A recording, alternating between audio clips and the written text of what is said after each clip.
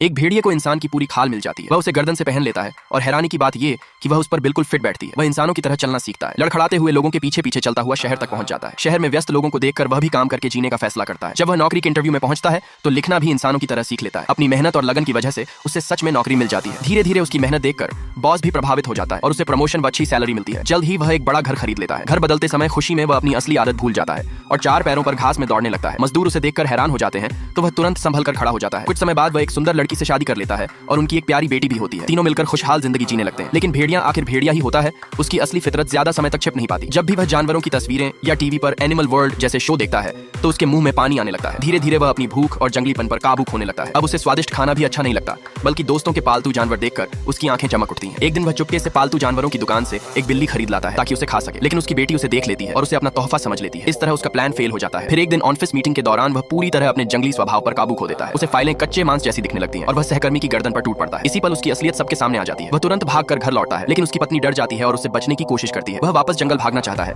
लेकिन वहां भी अब इंसानों ने कब्जा कर लिया होता है। आखिरकार उसे पकड़कर पुलिस की गाड़ी में ले जाया जाता है।